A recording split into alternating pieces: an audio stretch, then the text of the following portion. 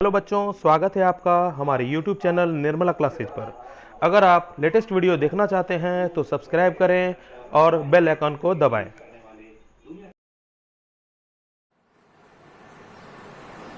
Good morning बच्चों। आज हम लोग इलेक्ट्रिसिटी का एक नया टॉपिक पढ़ने जा रहे हैं। आज से पहले हम लोग कॉम्बिनेशन ऑफ रेसिस्टेंस से इससे रिलेटेड न्यूमेरिकल्स सब देख चुके हैं।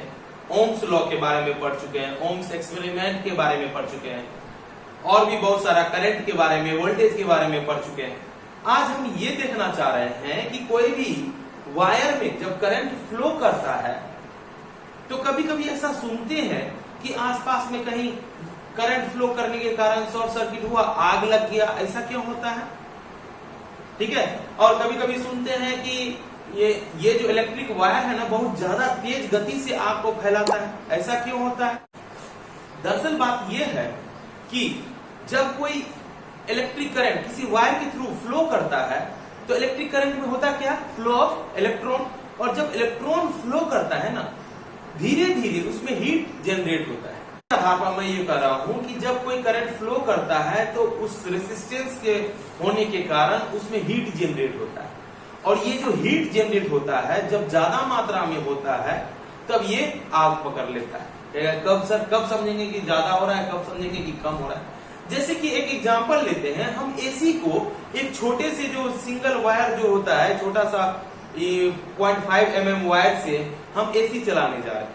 तो इसमें क्या होता है, एसी के अकॉर्डिंग उसके रिक्वायरमेंट के हिसाब से करंट उस वायर से होकर वह जाना चाह रहा होता है, बट वो करंट उसमें जाने के क्रम में उतना जा नहीं पाता है, जिसके कारण से यानी लोड वह ले नहीं पाता है, जिसके कारण से वह गलने लगता है। गलता क्यों है? गलता इसलिए है क्योंकि उसमें जो हीट जनरेट होता है इलेक्ट्रॉन फ्लो होने के कारण, उस हीट को वह बर्दाश्त नहीं कर पाता है। इस कारण से वो तार जो है, वायर जो है, आग पकड़ लेता है या गल जाता है। तो हम लोग कभी भी मेन वायर से, जब मेन जैसे पोल से या कहीं मेन जगह से जब वायर से जब कनेक्शन करते हैं, हम ये जरूर कोशिश करते हैं, क्योंकि वहां से तो करंट ज्यादा मात्रा में हमको नीड पड़ेगा, क्योंकि मेरे घर में जो इलेक्ट्रिक अप्लायंस लगे हैं वो सारे का लोड उस मेन वायर पे रहेगा। तो वहां पर कुछ मोटा वायर लगाया जाए जिससे कि फ्लो करने में आसानी हो और ज्यादा हीट जनरेट ना हो। तो इस कारण से आज का टॉपिक हम लोग का रहेगा heating effect of electric current, यानी इलेक्ट्रिक करंट में हीट का क्या इफेक्ट है उसी के बारे में पढ़ेंगे। इसके बारे में जो कॉन्सेप्ट दिया गया है ये जूल्स ने दिया था। जूल्स ने ये बोला कि जो हीट जब कोई इलेक्ट्रिक करंट में जो हीट जब जनरेट होता है उसके 3 इंपॉर्टेंस हैं। ठीक है।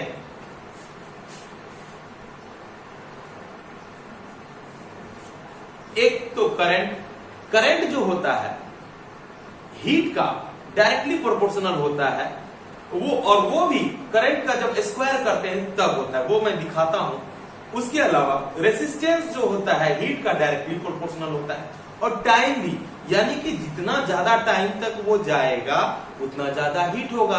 कहने का मतलब है जितना कोई वायर में, जैसे कि कोई वायर है, वायर में अगर फ्लो कर रहा है, करंट फ्लो कर रहा है, जितना देर फ्लो करेगा गर्म होते जाएगा। जैसे कि एग्जांपल ले लो ना तुम हीटर का, जैसे कि आयरन जो हम लोग करते हैं घर में, तो जितना देर प्लग से स्विच ऑन करके रखते हैं इसमें हीट जनरेट होता है, गर्म होते जाता है, गर्म होते जाता है। यानी टाइम पीरियड के लंबा होने से हीट क्या होता है और बढ़ जाता है। यानी कह सकते हैं heat is directly proportional to the time period.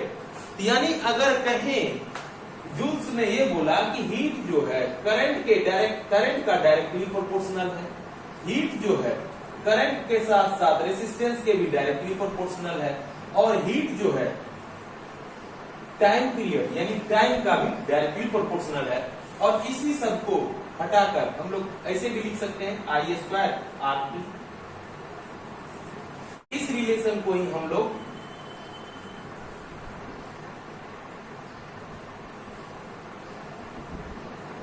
This relation is called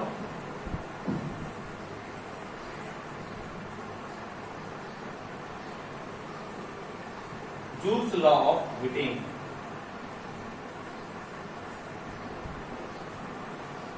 यानी जूल के द्वारा जो हीटिंग के लिए जो कॉन्सेप्ट था यही था। अब इससे पहले ये बात सोचो कि हम लोग जब इलेक्ट्रिकल अप्लायंस यूज करते हैं तो उसमें जो करंट फ्लो करता है, तो करंट भी क्या है, अगर कहें तो इलेक्ट्रिक एनर्जी को फ्लो करता है। और ये हीट में क्या होता है, electrical energy converted into heat energy some part, यानी ऐसा नहीं कि टोटली पार्ट हीट एनर्जी में ही कन्वर्ट हो जाता है, नहीं, कुछ ऐसा पार्ट, तभी तो तार, वायर या बल्ब कहीं भी थोड़ा सा गर्म हो जाता है। गर्म होने का कारण ये है, कुछ हीट एनर्जी में कन्वर्ट होता है, कुछ मैकेनिकल एनर्जी में कन्वर्ट होता है, कुछ लाइट एनर्जी में कन्वर्ट होता है। तो जैसा जैसा रेसिस्टेंस रहता है, बता दिया मैंने, इन तीन फैक्टर के कारण, करंट के फ्लो के कारण, रेसिस्टेंस होने के कारण और टाइम पीरियड के कारण, उस वायर में या उस ऑब्जेक्ट में जो हीट जनरेट होता है, तो वो हीट जनरेट कहां से होता है, इलेक्ट्रिकल एनर्जी के द्वारा होता है। ये टोटल इलेक्ट्रिकल एनर्जी ऐसा नहीं कि हीट एनर्जी में बनता है, उसका सम पार्ट है, ये मैंने बोला भी। तो अब ये सोचो कि इलेक्ट्रिकल एनर्जी के बारे में क्या कर सकते हैं, इससे यानी इलेक्ट्रिकल एनर्जी होता क्या है।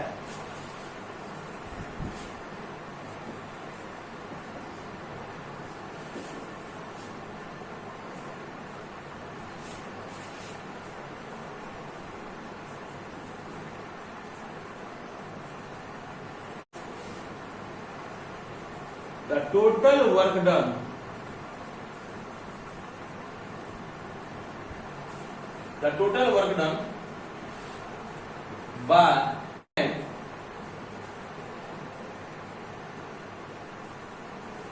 in a circuit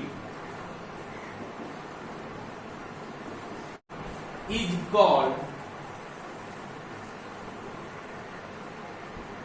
electric energy, electrical energy भी बोल सकते हैं।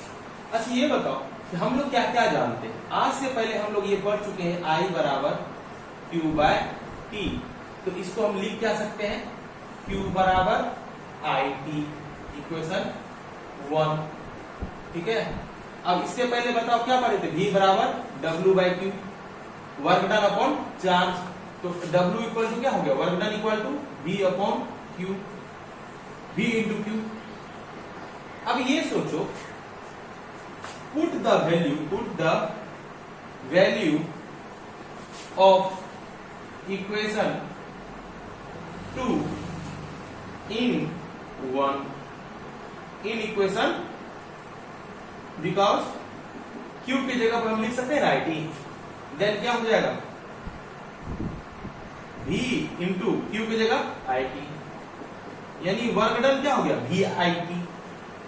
अब बताओ क्या ओम्स लॉ जानता है तुम लोग, ये क्वेश्चन 3 हो गया। यूजिंग ओम्स लॉ, V बराबर IR, ये कॉन्सेप्ट है कि नहीं, V equal to IR, put the value of V in equation 3, put the value in equation 3, क्या हो जाएगा, W इक्वल टू V की जगह पे IR इंटू IT पहले से है, इसीलिए W equal to I square RT। और ये W है क्या, अगर कहें तो W इलेक्ट्रिकल एनर्जी है, यानी हम जहां जहां W लिख रहे हैं वहां हम E भी लिख सकते हैं, ठीक है। अब ये सोचो कि हम जब क्वेश्चन डील कर रहे होंगे, न्यूमेरिकल्स डील कर रहे होंगे, हो सकता है करंट ना दिया हो, तो क्या ओम्स लॉ से हम इसका यूज करंट बिना यूज किए कर सकते हैं, हाँ कर सकता है। कैसे कर सकता है, क्योंकि हम जानते हैं कि V बराबर IR होता है, और ये भी होता है I equal to V by R, होता है कि ओम्स लॉ में। अब ये सोचो, ये इक्वेशन 4 हो गया, इक्वेशन 4 हो गया, तो W इक्वल टू क्या लिख देंगे, put the value of I in equation 4, I की जगह पे V बाय R, स्क्वायर है तो स्क्वायर R। अब देखो ध्यान से, V स्क्वायर R T, यहां सिर्फ R नहीं होगा, स्क्वायर होगा, एक R कट गया। अब इसीलिए W equal to V square upon R T, V square upon R into T, ये भी एक इक्वेशन आया, ये इक्वेशन को हम 5 बोल देते हैं, ठीक है। अब ऐसा भी सिचुएशन हो सकता है जहां पर अब ये आर नहीं रहेगा तो ये आ जाएगा, जब आर नहीं रहेगा तो ये आ जाएगा। मेजर रूप से जब वर्क डन का बात होता है तो ये कॉन्सेप्ट और ये कॉन्सेप्ट यानी इक्वेशन 3, 4, 5 को यूज किया जा सकता है। अब ये बात मैंने पहले ही कह दिया था कि इलेक्ट्रिकल एनर्जी जो है वो वर्क डन के समान ही है। जितना वर्क होगा, और ये वर्क कौन करता है? जब करंट पास होता है तो करंट में जो पास होता क्या है? इलेक्ट्रॉन का फ्लो होता है, इलेक्ट्रॉन के द्वारा ही तो फ्लो किया जाता है ना। तो हम कहेंगे कि जो एनर्जी, जब उतना ही एनर्जी जनरेट होगा, चाहे वो इलेक्ट्रिकल एनर्जी क्यों ना हो, वो जितना वर्क डन करेगा। इसीलिए हम लिख सकते हैं electrical energy equal to W यानी work done equal to VIT equal to I²RT equal to V²RT। और ध्यान से देखो ये रिलेशन को और ये रिलेशन को, यानी इससे ये पता चलता है कि हमारा जो एनर्जी है वो हीट एनर्जी में भी कन्वर्ट हो रहा है, वर्क डन है वो भी, यानी ये तीनों एक दूसरे के बराबर है। Heat energy equal to electrical energy equal to work done, यानी हीट एनर्जी के कॉन्सेप्ट में भी ये सब हम यूज कर सकते हैं, इलेक्ट्रिक एनर्जी के रूप में भी ये तीनों कॉन्सेप्ट को यूज कर सकते हैं, या वर्क डन के रिस्पेक्ट में भी इसका यूज किया जा सकता है। अब डिपेंड करता है कि क्या रिक्वायरमेंट है, ठीक है। अब ये सोचो कि हम जो ये निकालेंगे तो इसका ऐसा यूनिट क्या होगा? ऐसा यूनिट, क्योंकि ये कॉन्सेप्ट जूल के द्वारा दिया गया था, तो इसका ऐसा यूनिट को हम लोग ऐसा यूनिट क्या लिखेंगे? सारे का ऐसा यूनिट जूल लिखेंगे, जे से सिंबॉलिकली रिप्रेजेंट करेंगे, ठीक है। अब देखते हैं इलेक्ट्रिक पावर क्या होता है। ये तो हम लोग देखे इलेक्ट्रिक एनर्जी क्या होता है, अब हम देखते हैं इलेक्ट्रिक पावर क्या होता है। पहले इसे लिख लो।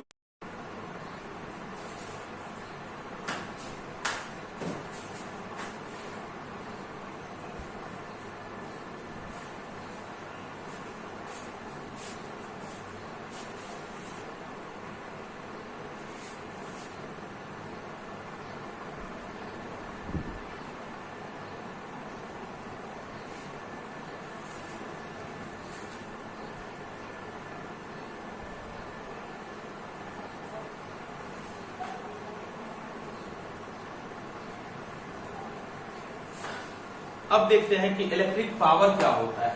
इलेक्ट्रिक पावर का जो कॉन्सेप्ट है बस सिंपल सा है कि the rate change in work done is called work done with work done. यहाँ पर जो वर्क डन का मतलब क्या है? Electric energy. यहाँ पर जो वर्क डन का मीनिंग समझेंगे कि जो इलेक्ट्रिक एनर्जी के रूप में जो वर्क डन होता है उसके रेट को ही हम लोग क्या कहते हैं? पावर कहते हैं। यानी कि अगर पावर को सिंबॉलिकली रिप्रेजेंट किया जाए तो P से किया जाता है power is equal to work done upon time, यानी रेट चेंज मतलब यूनिट टाइम में कितना वर्क डन हुआ, किसी इलेक्ट्रिकल अप्लायंस में यूनिट चार्ज में कितना वर्क डन हुआ, वही उसका पावर है। तो W/T, या हम लिख सकते हैं E/T। तो मेजर फार्मूला ये हुआ, ठीक है। अगर हम लिखना चाहें तो ये भी लिख सकते हैं W equal to P into T, power into T, ठीक है। अब ये सोचो कि अभी से पहले हम लोग क्या देखे थे कि वर्क डन इक्वल टू क्या होता है? VIT, okay, and I²RT, okay, V²RT। जब हम P लिखने जाएंगे तो क्या हो जाएगा? W/T होता है ना। इसका मतलब क्या हुआ कि W अगर एक को हम निकाल देते हैं VIT upon T, TT cancel बन गया VI, और निकालने जाते हैं W/T होता है ना। अब इसको करो I²RT अपॉन T कैंसिल हो गया, ये क्या होगा? I²R।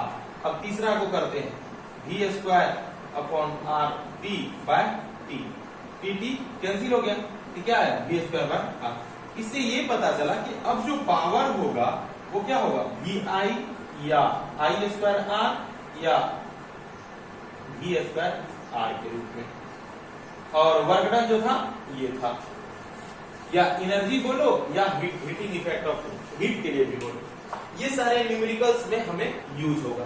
अब कहेगा सर पावर को कैसे समझेंगे हम अपने डिवाइस के रूप में, तो कैसे लिखा होता है? अगर तुम कोई बल्ब लेता है, कोई टीवी लेता है, तो दो बात मेंशन किया हुआ रहता है, ध्यान देना। एक तो वाट, वाट का मतलब जो इसका अगर सिंबल यानी ऐसा यूनिट होता है, ऐसा unit of electric power is what, यानी वाट के रूप में इसको सिंबल ऐसा यूनिट के रूप में इसका यूज किया जाता है। वाट को डब्ल्यू में लिखते हैं, कैपिटल डब्ल्यू, वो भी कैपिटल डब्ल्यू। कहेंगे सर कि यहां भी डब्ल्यू ये वर्क डन हुआ और ये वाट जो है ये ऐसा यूनिट हुआ, कैसे? ध्यान दो, ऐसा यूनिट को जैसे कि कोई भी नंबर लिखे, जैसे 40 वाट का बल्ब, ये वाट क्या होता है? नंबर के बाद होता है, नंबर के साथ लिखा होता है, तो ये ऐसा यूनिट के रूप में, ये क्या है? ऐसा यूनिट के रूप में। अगर सिंबल का बात करते हैं, कोई भी चीज, जैसे कि ये work done, work done, W R, work done, work done को क्या से सूचित करते हैं? डब्ल्यू से सूचित करते हैं। अब डब्ल्यू, जैसे कि डब्ल्यू बराबर, डब्ल्यू इक्वल टू होता है आई स्क्वायर आर टी, ये एक सिंबल के रूप में कोई भी वर्ड का शुरू में होता है, नंबर सबसे कोई लेना देना नहीं है। इसमें सबसे ज्यादा कंफ्यूजन होता है कि डब्ल्यू जो है दो जगह है, एक तो वर्क डन के लिए है और एक वाट के लिए है। कब समझेंगे कि वर्क डन है और कब समझेंगे कि वाट है? तो ये याद रखना कि अगर नंबर के साथ यानी कोई वैल्यू के साथ जस्ट बगल में उसका अगर डब्ल्यू से रिप्रेजेंट रहे तो वो उसका ऐसा यूनिट है, और इंडिविजुअली कहीं भी डब्ल्यू देखता है वो स्मॉल रूप में होता है, अगर कहीं भी डब्ल्यू देखता है तो वो वर्क डन है। ठीक है, तो अब ये सोचना है ऐसा यूनिट के प्लेस पे अगर डब्ल्यू लिखा हुआ है, ये कॉन्सेप्ट रखना कि ऐसा यूनिट जहां पर लिखा जाता है वहां पर अगर डब्ल्यू लिखा हुआ है तो वो पावर का सिंबल, मतलब ऐसा यूनिट हो गया। अगर नॉर्मली ऐसा यूनिट नहीं है, कहीं एक वैल्यू के रूप में कहीं भी रिप्रेजेंट किया गया है सिंबल के रूप में, तो वो वर्क डन के लिए। आगे जब बनाते हुए जाएंगे तो ज्यादा कॉन्सेप्ट क्लियर होगा। जैसे कि अभी बात कर रहे थे कि कब हम लोग समझेंगे कि मतलब कैसे समझेंगे कि कोई भी अप्लायंस यूज करते हैं तो कितना वाट का है या कितना क्या का है। तो देखिएगा, अगर हम एक बल्ब का भी, एक ट्यूब का भी बात करें तो दो चीज खासकर मेंशन रहता है, क्या देता है? 9 वाट 220 वोल्ट। ध्यान देना, तो 9 वाट ये बता दिया, जैसे कि नंबर के साथ लिखा हुआ है, ये ऐसा यूनिट है, ये क्या है? ऐसा यूनिट है, ऐसा यूनिट है। ठीक है, इसके साथ जब लिखा हुआ है ये क्या हो गया? पावर। और वोल्ट किसका सिंबल है? ये ऐसा यूनिट है, ये किसका है? पोटेंशियल डिफरेंस यानी वोल्टेज। इससे इसके कारण से यानी दो चीज हमेशा नेसेसरी है। करंट भी देता है, जैसे 5 एम्पियर का पिन लगा लेना, ये मतलब एम्पियर में भी रहता है तो वो करंट के लिए होता है। तो यानी हम कभी भी ऐसा देखते हैं तो वाट भी मेंशन किया हुआ रहता है। जैसे कि अगर हम बात करें कि अगर जैसे घर में क्या है, मोटर लगा हुआ है, कहते हैं 1 HP का है, एक 1 HP का मोटर लिए हैं, 2 HP का है, 1 HP इज अप्रोक्स 746 वाट होता है। ये जो वाट है ना, ये रिप्रेजेंट करता है पावर का, यानी उसके क्षमता का कितना पावर है। और HP का मतलब क्या हुआ? कहा गया H फॉर हॉर्स पावर, यानी 1 HP मतलब 1 हॉर्स पावर। 1 हॉर्स पावर का कितना होगा? अप्रोक्स वैल्यू 746 यानी 746 वाट के आसपास होगा। ठीक है, तो ये मेरा एक पावर का कॉन्सेप्ट हुआ। इससे रिलेटेड एक न्यूमेरिकल को देखते हैं। ठीक है, तो अब हम इलेक्ट्रिक पावर के कॉन्सेप्ट के आधार पर कुछ न्यूमेरिकल्स को देखते हैं जो बोर्ड एग्जाम में भी बहुत ज्यादा पूछा जाता है। तो चलो एक दो एग्जांपल देखते हैं। तो एक फर्स्ट एग्जांपल है, a bulb is rated at 5 volt, यानी बल्ब के ऊपर, किसी बल्ब के ऊपर 5 वोल्ट लिखा हो। हम हमेशा कोशिश ये करेंगे जब न्यूमेरिकल्स बनाना हो, खासकर फिजिक्स का, तो कोशिश ये रहेगा मेरा कि सबसे पहले जो गिवन डाटा है उसको लिख दें। तो गिवन डाटा में क्या है? वी हैव टू गिव है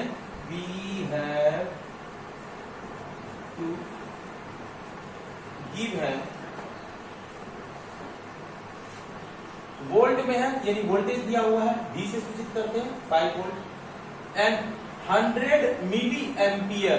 एम्पियर किसमें रहता है? करंट में रहता है, यानी I 100 मिली एम्पियर।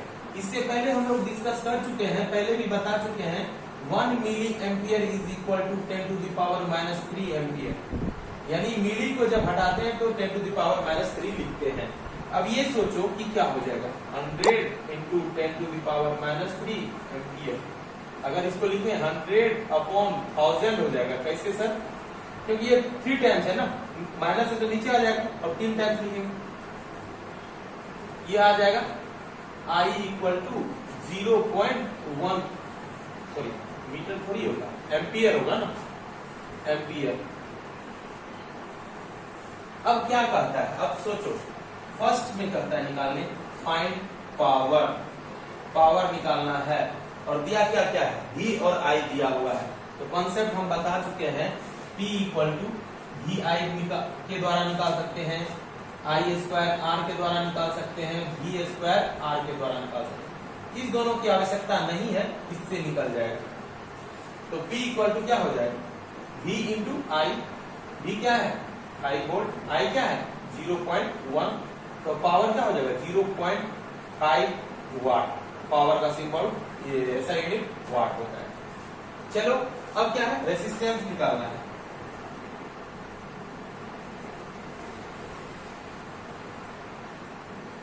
रेसिस्टेंस निकालना है। रेसिस्टेंस को किससे सिंबॉलिकली रिप्रेजेंट करते हैं, R से। और R क्या होता है, हम जानते हैं ओम्स लॉ से, ओम्स लॉ, R बराबर V by I, V upon I। V क्या है I क्या है 0.1, पॉइंट उड़ाएंगे 50, इससे पता चल गया R जो है 50 ओम का है। ये बेसिक सा है, इससे पता चल गया दोनों का आंसर। तो V और I दिया हुआ था, पावर का फॉर्मूला कॉन्सेप्ट में बताए थे, उसके आधार पर निकाले। रेसिस्टेंस ओम्स लॉ में हम लोग डिस्कस कर चुके हैं। अब सेकंड क्वेश्चन एक और देखते हैं, फिर होमवर्क भी दे देंगे कुछ ना कुछ बनाने के लिए। तो एक बल्ब है, एन इलेक्ट्रिक आयरन, यहाँ पे बल्ब था अब आयरन है, has a rating of 750 watt and 220 volt. फिर वही बात, तो सबसे पहले क्या करेंगे, जो डाटा है उसको लिखेंगे। गिवन क्या है, वी हैव टू गिवन में वाट, वाट किसको रिप्रेजेंट करता है, पावर को बताए थे। ये ऐसा यूनिट है ना, W किसका ऐसा यूनिट होता है, पावर का, और वोल्ट किसका ऐसा यूनिट होता है, वोल्टेज का।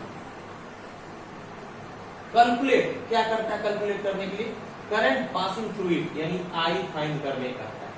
व्हाट इज I, I क्या है, अब बताओ हम लोग क्या जानते हैं, P इक्वल टू VI जानते हैं, जानते कि नहीं जानते, हाँ। तो अब इसके अकॉर्डिंग क्या हो जाएगा, I equal to P by V। P क्या है 750 अपॉन 220, कैंसिल। अब जो भी हो I जो आया 75 अपॉन 22 एम्पियर। पॉइंट में तुम लोग निकाल लेना। अब सेकंड क्वेश्चन देखो, इट्स रेसिस्टेंस क्या होगा, व्हाट इज रेसिस्टेंस, ठीक है। अब क्या होगा रेसिस्टेंस में, R बराबर V बाय I तो निकाले थे ना भी, इसी के अकॉर्डिंग चल लेते हैं। ये और भी तरीका है, और क्या तरीका है सर, अब ये इस कॉन्सेप्ट में जाते, इस कॉन्सेप्ट में जाते, क्योंकि V भी दिया हुआ है, P भी दिया हुआ है, R निकल जाएगा। कहेगा सर कि आप पावर का कॉन्सेप्ट लगा रहे हैं, तो वही बनाइए ना, इससे भी बन जाएगा क्योंकि V दिया हुआ है और I भी दिया हुआ है। लेकिन अब हम लगाने जा रहे हैं, हम जानते हैं P equal to V square by R होता है, तो R equal to V square by P। V क्या है, what is V, 220 upon 220 into 220, क्योंकि 2 टाइम्स होगा स्क्वायर है तो। अब P क्या है 750, कैंसिल हो गया, 4840 बाय 75, और जो भी आए तुम लोग निकाल लो, भरोसा है तुम लोग उसको पॉइंट पे निकाल लो, ठीक है। इसे अब ये देखते हैं, कॉन्सेप्ट में बार बार ये पूछा जाता है कि 1 वाट बराबर क्या होता है। के लिए 1 watt is equal to 1 watt is equal to flow 1 ampere current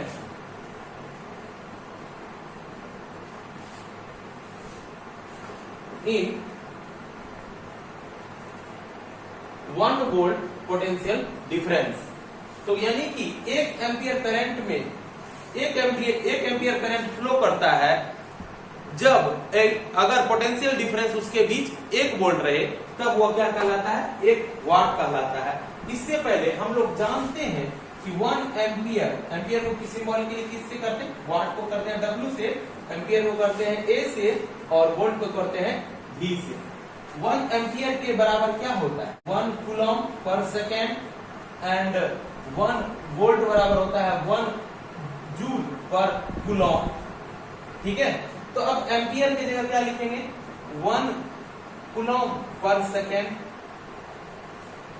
and 1 volt बराबर लिखेंगे 1 जूल पर second, sorry coulomb per coulomb. तो 1 को तो मल्टीप्लाई करेंगे तो 1 ही होगा। अब इसको सिंप्लीफिकेशन करते हैं, C into J equal to S into C, C cancel, तो यह क्या हो जाएगा जूल पर सेकेंड, यानी 1 वॉट बराबर क्या हो जाएगा 1 जूल पर सेकेंड। ठीक है, अब आगे जो है पहले तो इसका कुछ न्यूमेरिकल्स होम असाइनमेंट में दे देते हैं, आगे कुछ कमर्शियल यूजेस के बारे में भी डिस्कस करेंगे, उससे रिलेटेड न्यूमेरिकल्स को भी देखेंगे। अगले क्लास में हम लोग ये देखेंगे कि हम लोग के घर में जो अप्लायंस यूज होते हैं उसका जो बिल आता है, यानी कि जो बिजली बिल आता है, इलेक्ट्रिक बिल आता है, वो कैसे आता है, उसके बारे में भी हम लोग डिस्कशन करेंगे, उसके रिलेटेड न्यूमेरिकल्स भी बनाएंगे और एक होमवर्क असाइनमेंट में भी देंगे कि प्रत्येक के घर में क्या क्या अप्लायंस यूज हो रहा है और उसका बिल क्यों उतना आ रहा है, उसको तुमको निकालना होगा। वो अगले क्लास में हम लोग बातचीत करेंगे। तब तक के लिए बाय बाय, टेक केयर।